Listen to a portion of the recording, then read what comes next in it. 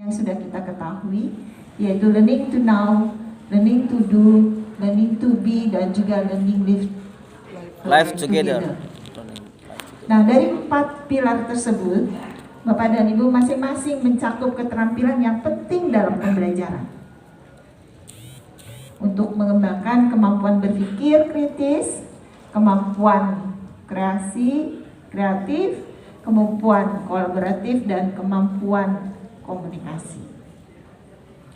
Bapak dan Ibu, biasa kita mengenal adanya 4C yang Bapak dan Ibu pasti ketika membuat RPP itu akan mengembangkan kemampuan tersebut.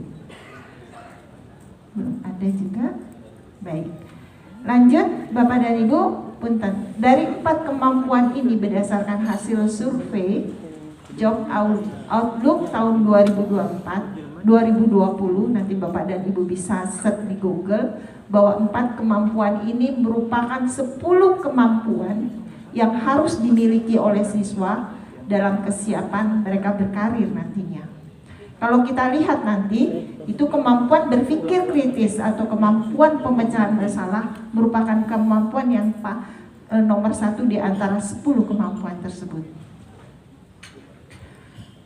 Kemudian Bapak dan Ibu sekalian, kita lihat lagi dalam mengembangkan C4 berdasarkan framework keterampilan abad 21, kita mengenal bahwa harus didukung oleh beberapa komponen, yaitu yang pertama adalah komponen kurikulum yang diimplementasikan di dalam pembelajaran. Ketika kita melakukan pembelajaran, Bapak dan Ibu melakukan pembelajaran, berarti Bapak dan Ibu harus memiliki keterampilan memilih model pembelajaran yang dapat mengembangkan keterampilan 4C tersebut. Kemudian yang berikutnya adalah standar penilaian. Berarti Bapak dan Ibu guru harus mampu memilih teknik-teknik penilaian seperti teknik penilaian yang ada di dalam penilaian otentik, katakan bahwa salah satunya dengan menggunakan penilaian kinerja, penilaian portofolio di dalam pembelajaran. Kemudian keterampilan guru untuk memilih model-model pembelajaran yang sesuai dengan karakteristik tertentu, karakteristik materi tertentu, di mana juga di situ di dalam kita menerapkan model-model pembelajaran, di sana kita akan mengembangkan 4 kemampuan tersebut. Lanjut yang berikutnya, tidak kalah pentingnya berkaitan dengan lingkungan belajar. Lingkungan belajar di sini adalah tempat dan kondisi di mana siswa mengalami proses belajar, memperoleh pengetahuan, membangun pengetahuan, dan satu lagi dia dapat melakukan pemecahan masalah yang berkaitan dengan materi yang dia pelajari. Bapak dan Ibu, kalau kita lihat, maka di sini diperlukan kemampuan berpikir kritis, kemampuan berpikir kreatif, dan di dalam pembelajaran juga kita mengembangkan kemampuan komunikasi, kemampuan kolaborasi sesuai dengan model pembelajaran yang nanti Ibu dan Bapak pilih. Next, ini saya sudah bicara sampai ke slide berikutnya, stop.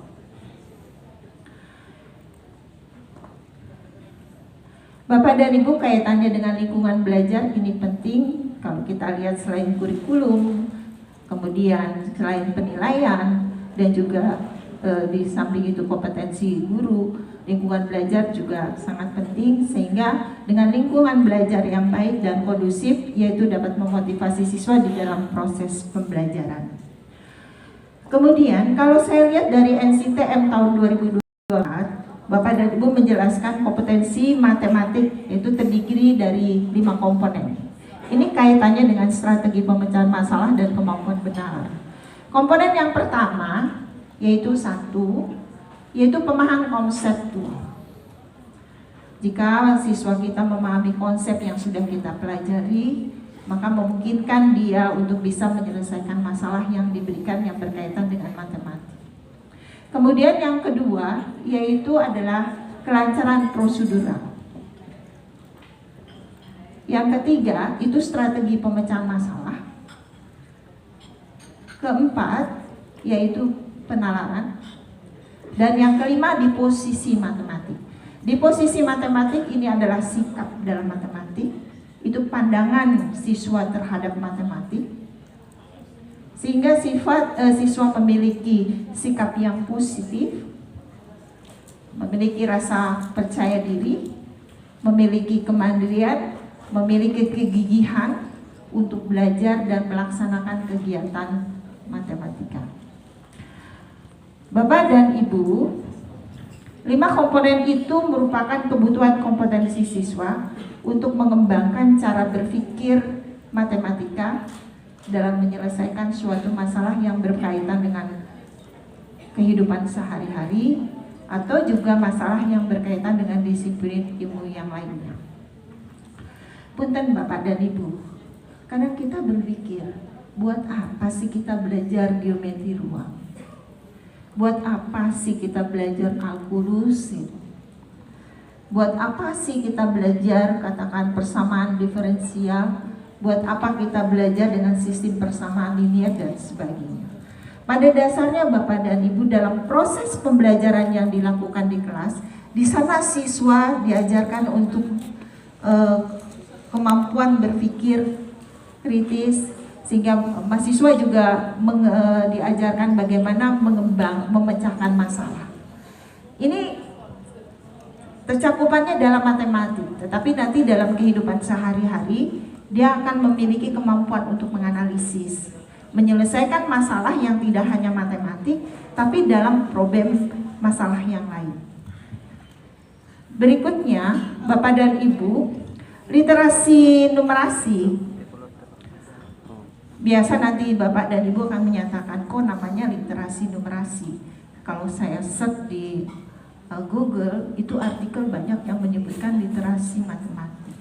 Jadi saya sudah mencoba melakukan kajian ini, bisa saya katakan itu sama. Jadi literasi matematik berdasarkan NCTM 2004, kita memiliki 5 komponen. Ya, kita memiliki di sini tadi saya sudah sebutkan 5 komponen tersebut, tapi dia merupakan bagian yang tidak bisa dipisahkan dari kompetensi matematik. Yang perlu Bapak dan Ibu ketahui, di dalam literasi numerasi kita mengujikan 3 kompetensi.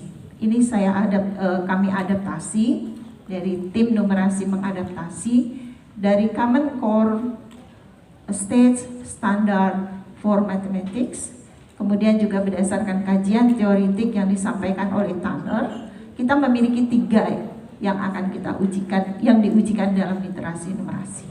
Yang pertama, Bapak dan Ibu, itu kemampuan merepresentasikan matematis. Apa sih itu? Gitu. Misalkan saja, misalnya ada Bapak dan Ibu mendapatkan suatu gambar ya, Bapak dan Ibu datang ke kelurahan atau juga ketika jalan di jalan tol, kemudian ada gambar dalam bentuk tabel atau juga dalam bentuk gambar. Di sana Bapak dan Ibu bisa menginterpretasikan data yang disajikan dalam bentuk grafik. Itu salah satu contoh representasi matematis. Kemudian yang kedua, itu strategi pemecahan masalah. Strategi kemampuan pemecahan masalah itu adalah salah satu kemampuan yang diukur untuk kemampuan berpikir kritis. Yang ketiga, yaitu bernalar. Jadi ada 3 kompetensi yang diujikan sesuai dengan kompetensi yang tadi sudah saya sebutkan di dalam NCTM. Hanya di sini di posisi matematisnya tidak tidak diambil di posisi matematis karena sudah ada untuk tim karakter di sana. Lanjut Bapak dan Ibu, perlu saya sampaikan juga bahwa soal di dalam literasi bukan hanya literasi numerasi, tapi literasi bahasa, literasi sosial budaya, dan satu lagi adalah literasi science, itu mengembangkan model yang dinamakan MSAT, Multi-State Adaptive Testing. Berdasarkan Widiarso dan Rido menyatakan bahwa dengan model MSAT ini memungkinkan penilaian skor akan tidak dapatkan akurat yang memiliki akurasi yang tinggi. Nah, tadi sudah saya sampaikan di sini. Kemudian hasil AKBI kalau Bapak dan Ibu lihat, itu satu adalah sebagai bahan evaluasi pelaksanaan pembelajaran matematik. Hasil evaluasi nanti Bapak dan Ibu gunakan di dalam kelas untuk memperbaiki strategi pembelajaran yang dilakukan. Next.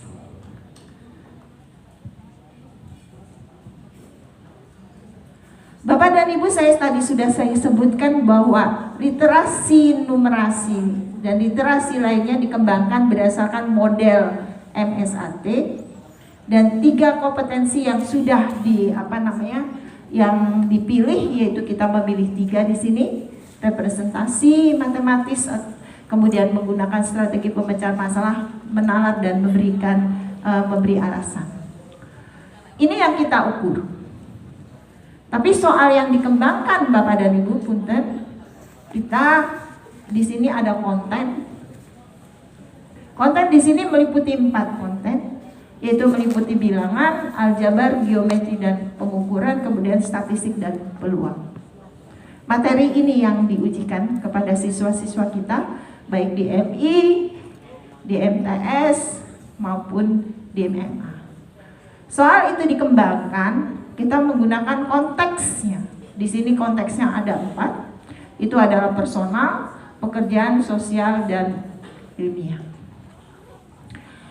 Memang ketika kita mengembangkan soal-soal yang berkaitan dengan literasi, kita merujuk seperti di PISA. Next. Next, Mas. Baik. Soal-soal yang dikembangkan di dalam literasi, kita memiliki capaian kompetensi terdiri dari 9 level, 9 kompetensi. Kita melihat di sini MI terdiri dari CK1 sampai dengan CK5. Kemudian kita melihat juga MTS ini, kita lihat dari CK3 sampai dengan CK7.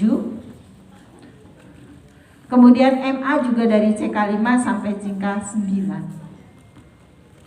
Ternyata tadi sudah disampaikan bahwa capaian untuk MI, khusus literasi, numerasi, MA dan MTS itu berada pada CK3 untuk MI, kemudian MTS ini pada CK5 dan juga sampai CK7. Nanti kita lihat hasilnya. Sekarang kita lihat lagi Bapak dan Ibu, ini ada yang beririsan. Untuk CK345 juga diukur untuk MTS, CK 345. Sedangkan untuk CK 567 diukur juga untuk yang di MA, CK 567. Dari MA, MTS dan MI ada CK yang beririsan, di sini adalah CK 5. Next, Mas. Sekarang kita bisa mengamati Ibu dan Bapak hasil dari literasi berdasarkan jenjang. Ini disajikan, mungkin nanti ini penting banget buat Bapak dan Ibu kepala madrasah. Ini ada MI, tidak terlalu kelihatan ya, karena yang ini MI Bapak dan Ibu. Kalau kita lihat, ini satuannya adalah madrasah, unitnya adalah madrasah. Rupanya di sini kalau kita lihat untuk CK3 itu ada 85,91%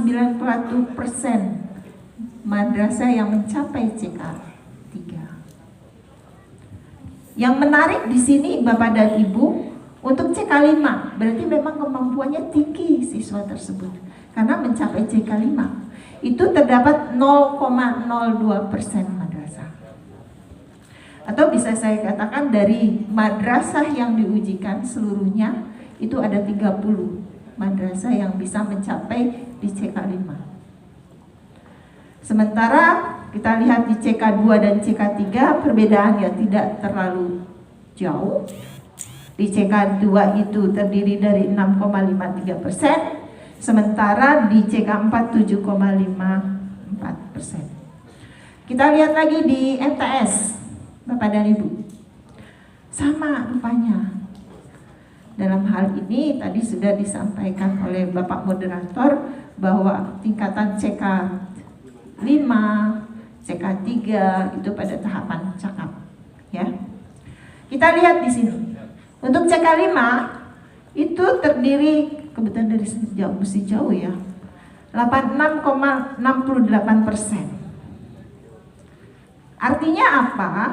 Artinya terdapat 86,69% madrasah mencapai CK5. Sementara yang menarik lagi, kita perlu lihat lagi dan juga cukup amat bersyukur kepada Bapak dan Ibu, ini terdapat 0,02% yang mencapai CK7. CK7 di sini ini adalah kemampuan yang tinggi. Sekarang kita lihat lagi di MA, polanya hampir sama ya Bapak dan Ibu. Kalau saya lihat grafiknya ini saya tempelin semua, bentuknya distribusi normal ini. Ya, ini coba dibikin histogram, bentuknya distribusi normal ini. Sekarang kita lihat lagi di sini. Untuk MA CK7 itu terdiri dari 85,0% madrasah yang dari seluruh madrasah yang diujikan, itu yang kena sampel. Ini siswanya berada di CK7. Menarik buat kita, datanya hampir sama ya.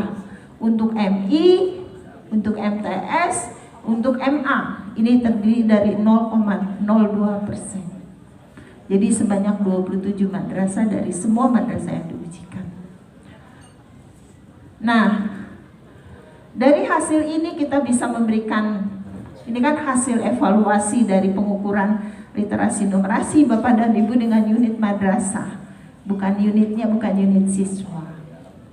Kita lihat di sini. Rekomendasi yang pertama yang untuk capaian cukup tinggi, maka siswa dilatih dengan soal-soal higher order thinking skill atau HOTS gitu.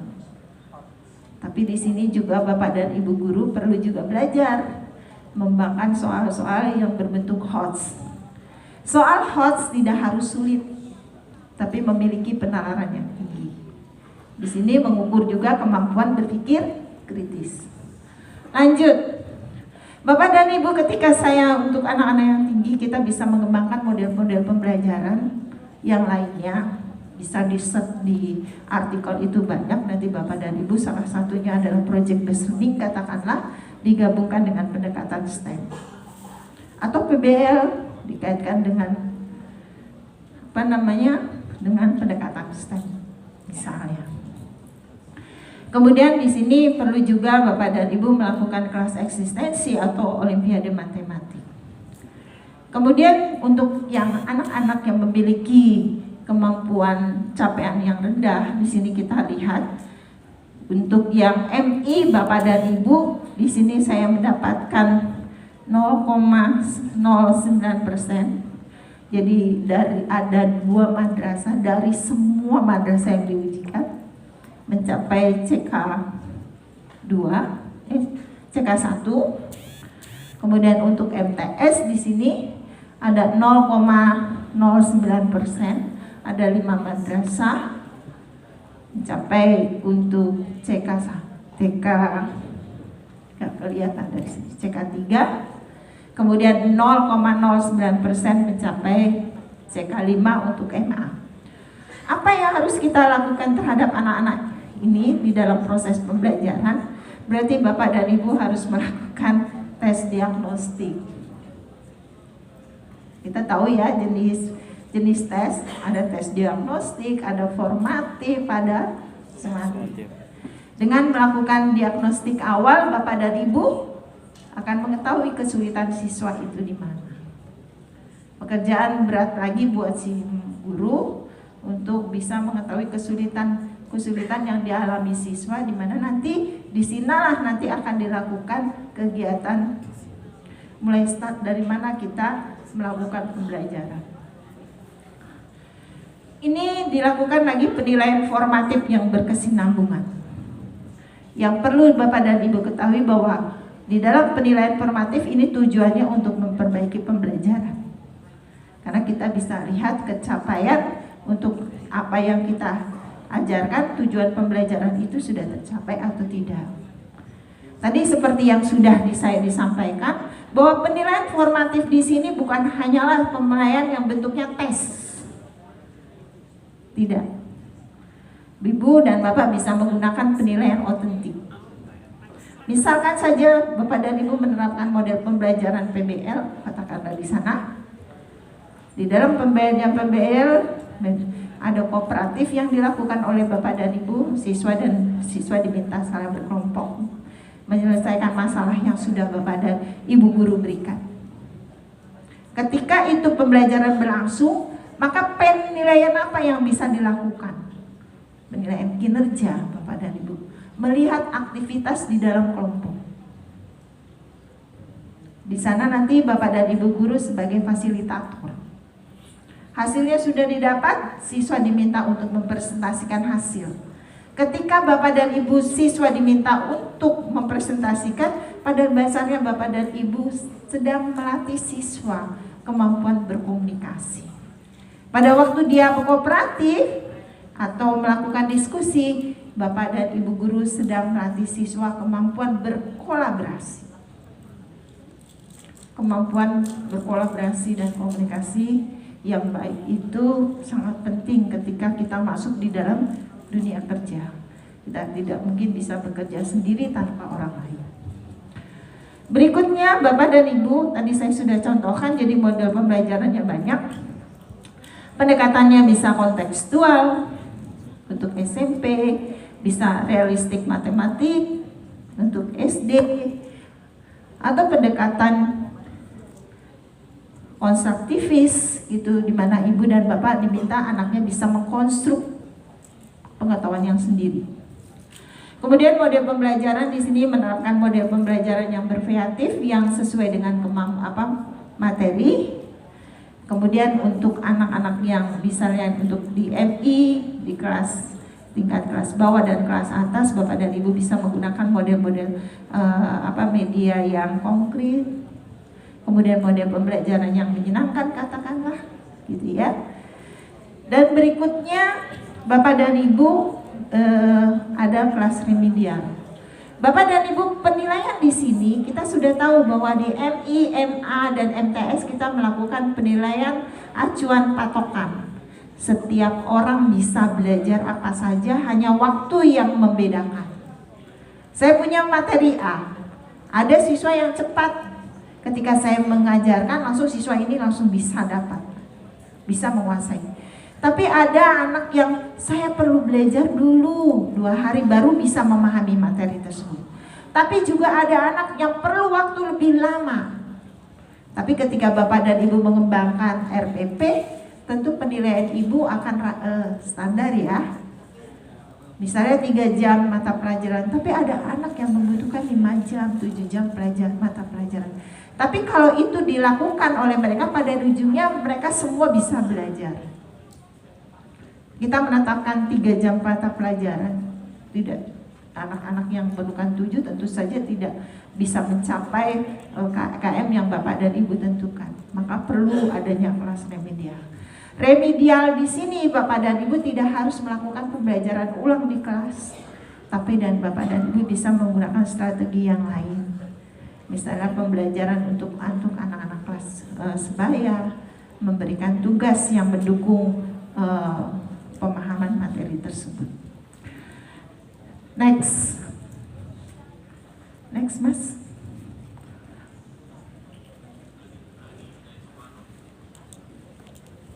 Nah, ini hasil analisis capaian dan pemaknaan literasi berdasarkan kompetensi. Saya kok nggak kelihatan dari sini. Bapak dan Ibu, tadi saya sudah menyampaikan bahwa ada 3 kompetensi yang diujikan.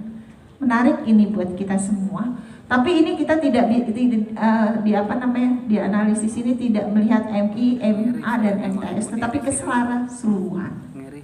Kita lihat untuk menggunakan strategi pemecahan masalah. Ini termasuk mengasah, mengukur kemampuan berpikir kritis Bapak dan Ibu, itu mencapai 30-02%. Kita lihat lagi untuk yang berikutnya, menalar dan memberikan alasan.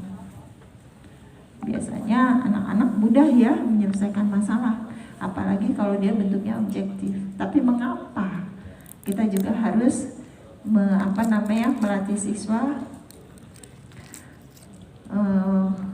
memberikan argumentasi kenapa pendapat itu dia sampaikan. Kita lihat di sini mencapai 26-40%. Kemudian yang berikutnya mempresentasikan objek itu 24,84%. Ini secara keseluruhan nasional. Next Mas. Ini berdasarkan apa ya? Bisa didorong ke bawah kali ya. Oke, saya lihat dari konten ya. Dari konten Bapak dan Ibu. Tadi saya sudah jelaskan 4 konten ya Bapak dan Ibu. Untuk statistik dan peluang itu mencapai 28,4%. Kemudian untuk bilangan 28,34%. Ini siswa ya Bapak dan Ibu, unit analisisnya siswa.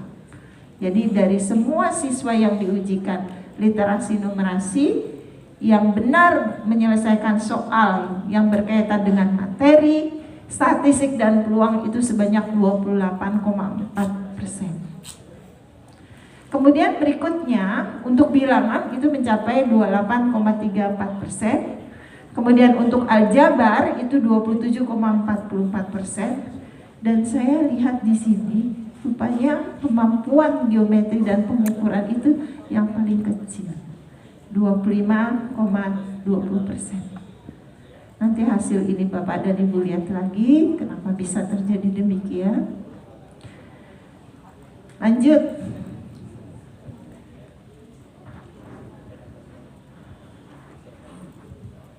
Bapak dan Ibu tadi ditampilkan tidak hanya materi dan kompetensi di mana disajikan berapa persen siswa itu bisa menjawab, tetapi kita melihat dari bentuk soal. Bentuk soal yang diujikan yang pertama adalah isian singkat, kedua yaitu menjodohkan, kemudian yang ketiga itu adalah multiple respon, itu adalah pilihan ganda kompleks. Di sini kita bisa katakan sebagai open ended ya Bapak dan Ibu, karena soal itu memiliki jawaban lebih dari 2, itu yang akan kita tanyakan. Kemudian yang ketiga ini adalah mencocokkan atau menjodohkan. Menarik nih Bu untuk dilihat. Wah, rupanya siswa kita itu bisa menyelesaikan masalah benar untuk soal literasi numerasi yang bentuk soalnya benar salah. Hanya 2. Benar salah. Opsinya cuma 2 Bapak dan Ibu. Lanjut untuk pilihan ganda dengan option 4 option di sini itu 29,54%. Dari semua siswa yang mengerjakan ya. Ini adalah siswa yang merespon jawaban itu dengan benar. Kemudian untuk pilihan ganda kompleks 20,99%, isian 16,7%, dan menjodohkan 12,77%. Sedikit kaget ketika saya mendapatkan data ini Bapak dan Ibu. Kenapa? Loh, yang saya dapatkan malah menjodohkan ya. Kok bukan pilihan ganda kompleks ya?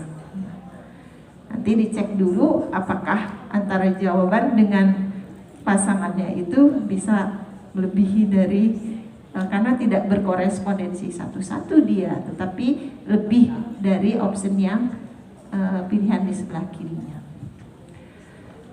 Next. Bapak dan Ibu, punten dulu. Tadi saya sudah sampaikan bahwa ada 9 CK. Tiap CK itu diukur untuk kompetensi yang pertama, kompetensi yang kedua, kompetensi yang ketiga. Kita lihat di kompetensi yang pertama itu representasi matematis. Menarik di sini kaitannya dengan jenis soal. Itu pilihan gandanya 29,82%,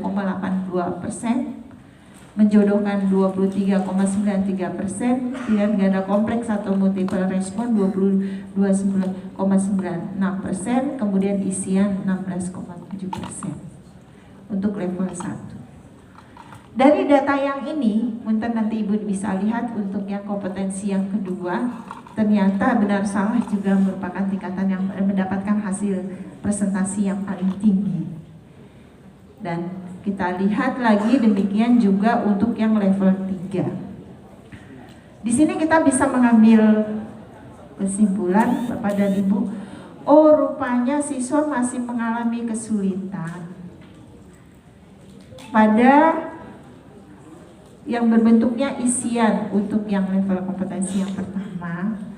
Itu kalau gitu kita lihat kompetensi level yang pertama berarti dari CK1 dengan sampai 9. Kemudian kompetensi untuk level 2 itu menjodohkan, dan level kompetensi ketiga ini menjodohkan.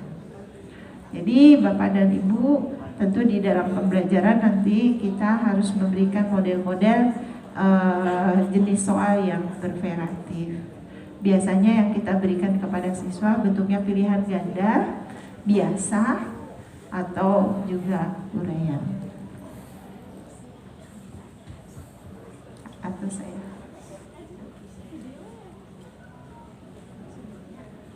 Baik, dilanjutkan oleh Bu Nina ya, Bapak dan Ibu.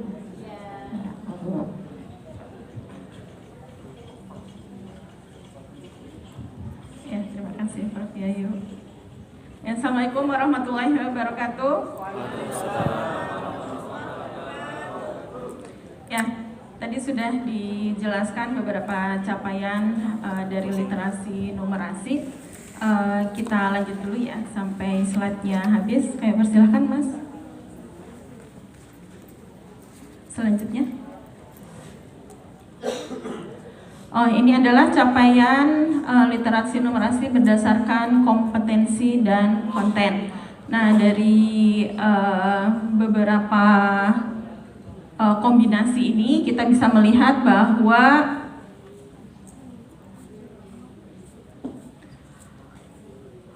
konten aljabar ini lebih tinggi, paling tinggi. Ini statistik dan peluang itu memiliki persentase yang lebih tinggi untuk kompetensi merepresentasikan objek atau situasi matematika. Dan ini hampir semuanya untuk semua kompetensi, statistik dan peluang itu memiliki hasil atau persentase jawaban yang benar dari seluruh siswa kita. Selanjutnya Mas. Ya, ini gabungan antara konten dan jenis soal dari hampir seluruh konten. Jenis soal yang paling banyak dijawab betul oleh siswa adalah soal jenis benar dan salah. Kita tahu sendiri bahwa benar dan salah itu hanya memiliki dua pilihan ya. Jadi bisa jadi siswa lebih mudah untuk menebak ya, karena pilihannya 50-50 seperti itu. Kami persilakan Mas.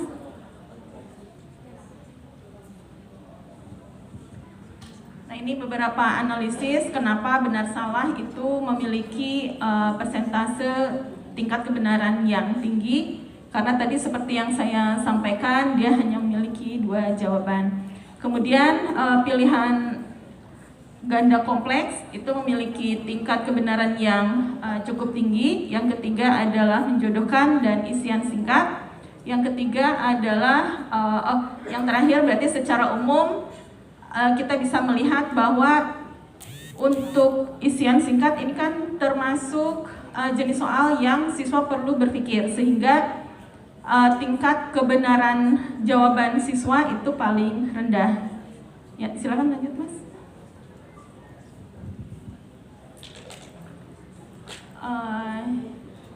Ya, lanjut Mas. Ini kombinasi, ya ini hampir semua untuk kombinasi kompetensi, konten, dan jenis soal. Benar salah masih merupakan merupakan atau memiliki persentase jawaban yang tertinggi. Kami persilahkan lagi Mas. Nah ini untuk 10 soal dengan tingkat kesalahan tertinggi, yang paling persentase yang paling tinggi adalah kompetensi merepresentasikan objek atau situasi matematika.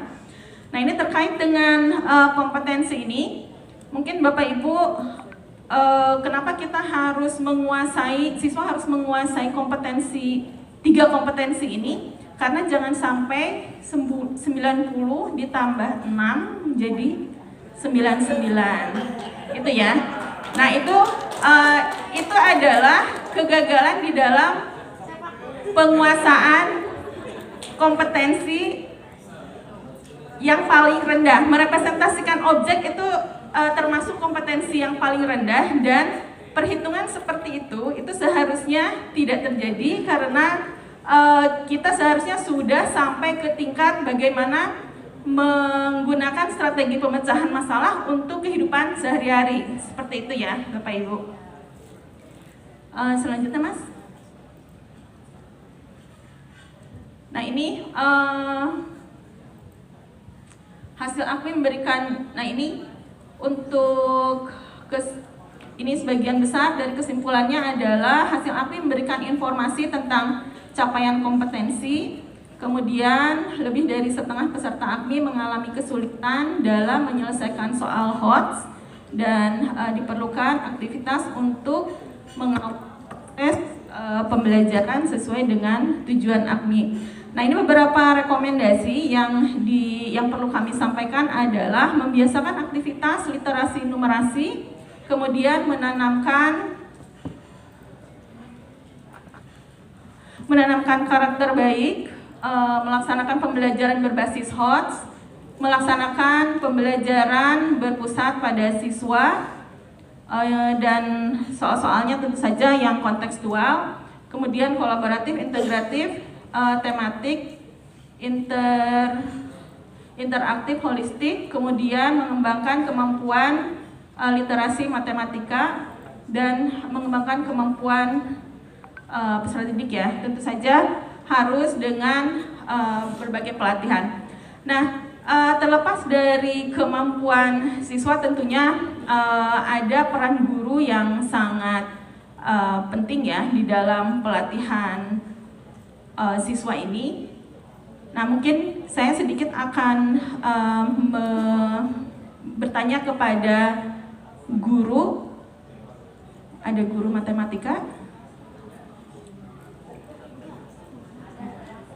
Oh, ada di situ ya, Pak Nanang ya. Nah, selain guru, tentu saja kepala sekolah, kemudian pengambil kebijakan berperan serta di dalam pencapaian tujuan besar dari AKMI ini ya, terutama untuk literasi numerasi. Saya mencatat bahwa di BPS itu ada sekitar 4,82% atau sekitar 7,1 juta pengangguran tahun ini ya, tercatat Februari 2024. Nah, dan saya juga pernah membaca di IG bahwa ada mahasiswa, ada SMK ya, kelas 3 magang di perusahaan, tetapi perhitungan dasarnya saja belum bisa. Nah, jangan sampai peserta didik kita mengalami hal seperti itu, sehingga apa yang perlu kita lakukan itu sangat penting untuk mereka di masa depan. Meskipun mereka tidak suka matematika, tetap perhitungan dasar ini sangat penting. Seperti itu ya Bapak Ibu. Nah, mungkin di Indonesia belum umum ya mengenai film atau konten-konten kreator yang berisi matematika. Tetapi di negara-negara maju seperti Korea, Cina, Jepang, itu film-film yang isinya romantis pun terkadang ada konten matematikanya. Contohnya untuk mungkin Bapak Ibu pernah nonton Startup ya, film Startup itu sempat booming tahun kalau nggak salah 2-3 tahun lalu. Nah, pemeran utamanya itu adalah cowok ganteng yang dia adalah juara olimpiade, dan yang dibicarakan di dalam film itu adalah mengenai algoritma. Nah, algoritma itu tentu saja itu adalah bagian dari matematika. Nah, untuk mengetahui atau memahami algoritma tentu saja logika dan numerasi itu sangat penting. Seperti itu. Oh, untuk best practice nanti ada bagian sendiri ya. Mungkin saya akan ini aja sedikit mendengarkan dari Ibu Kepala Sekolah. Oh, pengawas. Nah, mungkin nggak apa-apa dari Bapak Ibu pengawas, kira-kira apa yang mungkin selama ini pernah Bapak Ibu lakukan untuk literasi numerasi, peningkatan literasi numerasi di sekolah-sekolah yang pernah Bapak Ibu kunjungi atau diawasi. Kebetulan kalau kami di Kaltara itu kita bekerja sama dengan tim inovasi, Bu. Iya, tim inovasi itu punya program untuk meningkatkan literasi numerasi di kelas awal. Awalnya kita melakukan asesmen dasar untuk literasi numerasinya di kelas awal. Berdasarkan asesmen itu kemudian bikin program. Dari program itu terbentuk Pasda dan Pasgus. Mereka di TUT untuk sebagai narasumber tentang literasi dan numerasi, dan alhamdulillah tanggal 21 sampai tanggal 23 ini juga akan ada TUT untuk Pasda di Kabupaten Nunukan. Begitu, Bu. Terima kasih. Tepuk tangan dulu untuk di Kaltara. Nah, itu salah satu kebijakan yang sangat penting ya, terutama untuk tujuan dari AKMI. AKMI ini kan tentu saja tujuan dari seluruh Kementerian Agama untuk madrasah, dan kita berharap di madrasah ini tidak tertinggal dengan sekolah-sekolah yang umum seperti itu. Apalagi sekarang untuk kurikulum Merdeka, Bapak Ibu semuanya bisa memberikan istilahnya kebebasan kepada guru dan kepada siswa untuk mempelajari sesuatu sesuai dengan istilahnya kemampuan mereka, seperti itu ya. Saya rasa sudah masih ada, Mas? Sudah habis ya?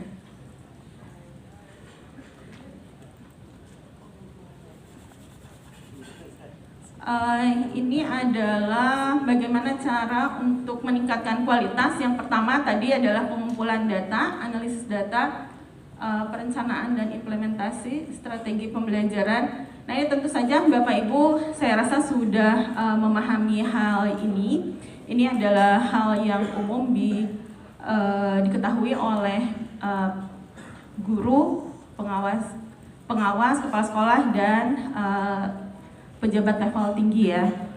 Nah, perlu kita ingatkan juga bahwa terkait dengan data yang tadi disampaikan oleh Pak Cepi, bahwa kedepannya kita akan menggunakan segala sesuatu berdasarkan data, dan tentu saja berdasarkan era digital ini ada beberapa pekerjaan yang akan hilang dan akan ada beberapa pekerjaan juga yang akan muncul. Nah, ini yang perlu kita garis bawahi, bagaimana cara mendidik siswa supaya mereka berpikir mengenai memilih atau memecahkan masalah sesuai dengan strategi pemecahan masalah ya, tidak hanya untuk numerasi tetapi untuk seluruh kehidupan kita, dan salah satunya adalah caranya dengan numerasi.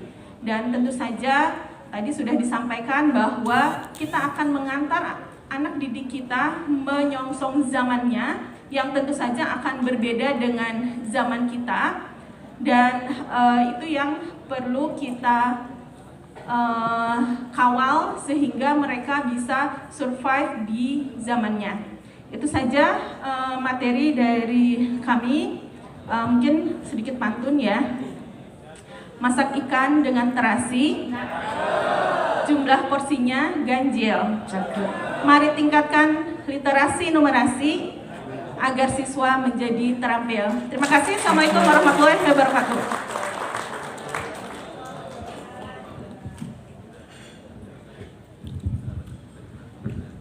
Bapak Ibu sekalian, kita berikan aplaus kepada narasumber kita yang luar biasa.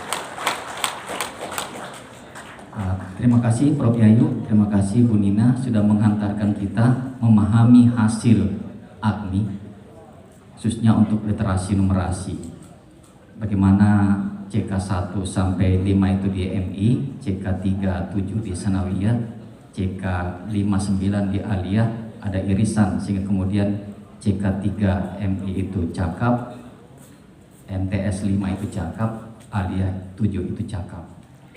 Nah, Bapak Ibu sekalian, narasumber kita juga sudah mengantar kita bagaimana memahami, menganalisa daripada hasil tersebut, bagaimana pemaknaan daripada hasil tersebut. Tapi kalau Bapak Ibu belum memahami, masih ada tanda tanya, kita berikan kesempatan melakukan konfirmasi terhadap narasumber kita.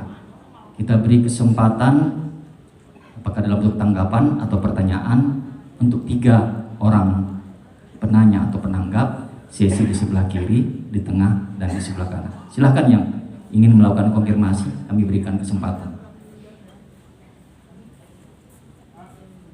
Silahkan di sebelah kanan, 1, 2, 1 lagi.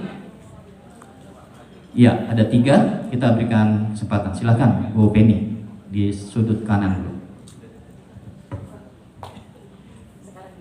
Alhamdulillah, terima kasih Pak Moderator dan Prof. narasumber.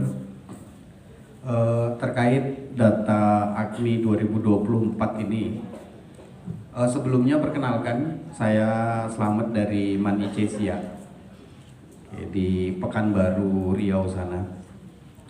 Jadi terkait data AKMI 2024 ini Bapak Ibu, saya coba flashback ke belakang ketika kita sama-sama mendiskusikan hasil AKMI 2023 lalu.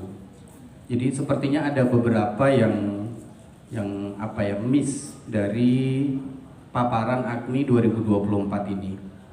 Kalau kita ingat 2016-2017 ketika tujuan pembangunan berkelanjutan TPB atau SDGs itu menggalakkan salah satu tujuan di nomor 4 tentang pendidikan berkualitas. Di sana ada salah satu tentang pendidikan berkualitas itu menghapuskan istilahnya diskriminasi terhadap gender salah satunya. Artinya harus ada ekuivalensi pencapaian akademik atau bahkan kesempatan belajar untuk semuanya termasuk laki-laki dan perempuan. Dan itu ditampilkan perbedaan capaian masing-masing literasi, terutama literasi numerasi di tahun 2023 itu, di mana ada gap antara capaian literasi numerasi dari peserta didik kita yang laki-laki dan perempuan. Kami menindaklanjuti hal ini di Man Icesia, melaksanakan beberapa upaya untuk menghilangkan gap tersebut. Di antaranya kita melakukan pembelajaran berdiferensiasi. Namun di 2024 ini karena Man Icesia juga tidak masuk di tahun ini, jadi kita tidak tahu nih. Saya sebenarnya ingin melihat bagaimana capaian literasi tahun 2023 lalu itu, yang kemudian diantaranya sudah kita tidak lanjuti di Man Icesia. Apakah sekarang ada perubahannya atau masih tetap ada gap? Kalau tahun lalu itu kan kita tahu 57 laki-laki ya, laki-laki itu capaian literasi numerasinya itu 57% dan siswa perempuan 58%. Nah ini tadi saya coba ikuti dari awal, ternyata belum jumpa itu Ibu, mohon maaf, untuk capaian literasi numerasi dari berdasarkan gendernya seperti apa, begitu. Karena itu merupakan salah satu tujuan global ya tentang SDGs pendidikan berkualitas. Terima kasih Bapak, terima kasih Ibu. Langsung ya. Ya, paling belakang. Atau langsung dijawab, Prof? Oh ya, Mbak, biar langsung aja, Prof. langsung Dijawab dulu, satu-satu Bu ya. Penny. Bapak, untuk yang literasi numerasi memang kami menyajikan di sini tidak melihat dari dari gender. Jadi fokusnya tidak dari laki-laki dan perempuan. Memang dari data literasi yang ada itu bisa kami tarik, Pak, data tersebut untuk melihat ketercapaian gitu literasi numerasi untuk laki-laki dan ketercapaian literasi numerasi untuk yang perempuan. Memang kita tahu Bapak berdasarkan teori bahwa berbeda dengan bidang studi yang lainnya. Untuk matematik katakanlah untuk laki-laki memang cenderung pada tingkatan untuk materi geometri ya Pak, biasanya ya berdasarkan penelitian-penelitian yang ada bahwa untuk yang laki-laki itu lebih memiliki kemampuan yang tinggi untuk bidang geometri dan pengukuran dibandingkan dengan yang aljabar gitu. Kalau kita lihat artikel-artikel yang ada, tetapi untuk kesempatan ini memang tidak ditampilkan data berkaitan literasi matematika atau literasi numerasi berdasarkan gender. Seperti itu yang bisa sampaikan. Tetapi kalau misalnya nanti Bapak membutuhkan, gitu, kami bisa tarik dari data tersebut, gitu. Memang khusus untuk yang di sini tidak kami tampilkan. Demikian, Pak. Terima kasih. Bisa tambahan, Bu Nina? Sudah cukup. Sudah cukup ya? Iya. Memang Gimana? jadi Cukup ya? ya. Jadi Pak, memang ya. jadi memang tidak ada kesinambungan ya. Materi yang yang ditampilkan di tahun 2023 dengan yang ada di 2024 karena memang tidak ditampilkan di sini, tetapi sebenarnya kami punya data tentang itu. Terima kasih. Terima kasih, Prof. Oh, ada tambahan dari Pak Didi. Pak Didi, Ya. monggo Pak Didi.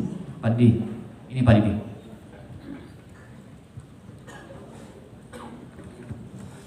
Ya, baik, terima kasih, bagus sekali pertanyaannya. Jadi satu yang ingin saya sampaikan bahwa kita harus bijaksana ketika melihat angkanya, gitu ya. Jadi Bapak Ibu, ini adalah skala dari 0 hingga 180. Jadi kalau nilai saya, skor saya misalnya 48 dengan buku dasar